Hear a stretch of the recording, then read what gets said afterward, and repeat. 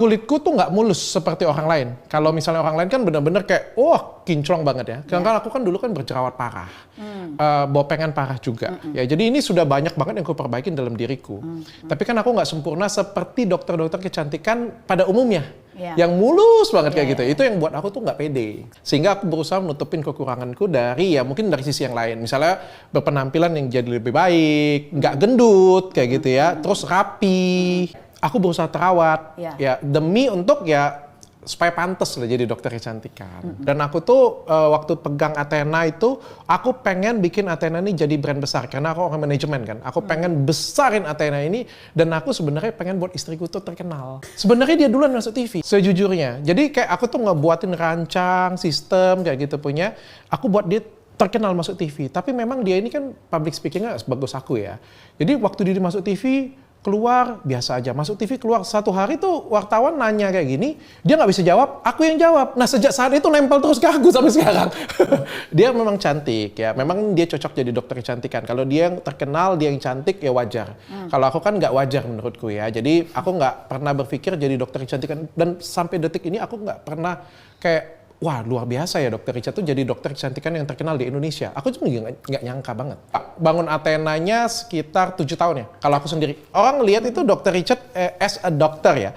As an educator ya. Makanya aku tuh paling seneng pergi ke tempat yang kayak bisa ngeluarin sisi lain yang aku punya. Kayak gitu punya. Karena sebenarnya memang aku tuh pebisnis. Aku tuh orang manajemen sebenarnya. Tadinya aku tuh pengen jadi orang kaya. Dan aku pikir jadi dokter tuh bisa jadi kaya, tapi ternyata salah. Kalau pengen jadi orang kaya, jangan jadi dokter. Ya, jadi pebisnis, satu lagi politikus.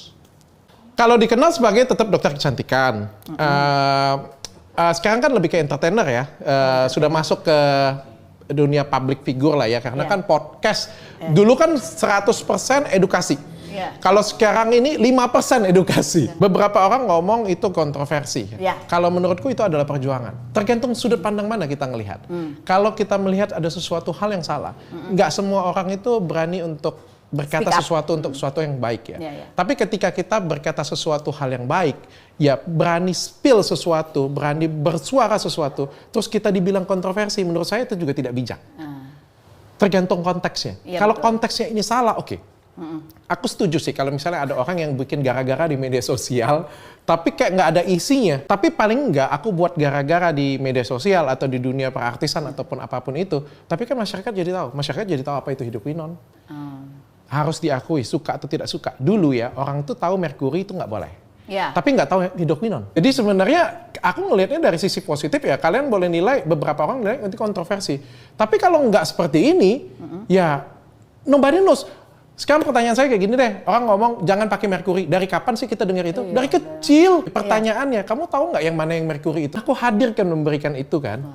Sebagai seorang podcaster, itu kan cuma cari berita aja pokoknya kan, yang apa yang viral kan. Sudah ngundang Inara. Tapi aku tuh nggak nyangka pada waktu itu kan Inaranya sendiri yang datang ke aku, Ustadz Dery telepon minta bantuan, dan pada waktu itu istriku yang ngomong.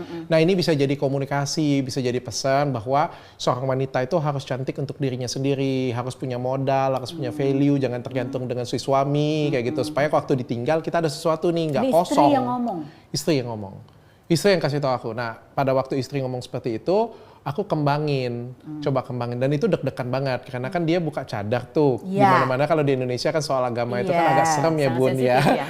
Agak deg-degan juga. Ini brand yang aku bangun sekian lama, gila loh, ke atas jadi tanah loh gara-gara masalah agama kayak gini punya. Makanya minta tolong Pak Ustadz Dery datang ya. Kalau Pak Ustadz Dery nggak datang, aku nggak mau konfres ke meledaknya itu luar biasa banget, dan itu nggak diperkirakan.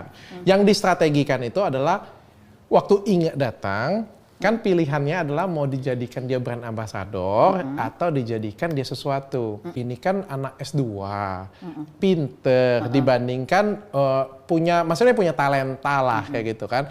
Nah kenapa nggak aku tuh meng-hire dia sebagai direktur marketing? Kalau kita ngelihat as a business ya, itu sesuatu hal yang jenius sebenarnya. Jadi dia tuh brand ambassador, tapi dalam sisi direktur marketing.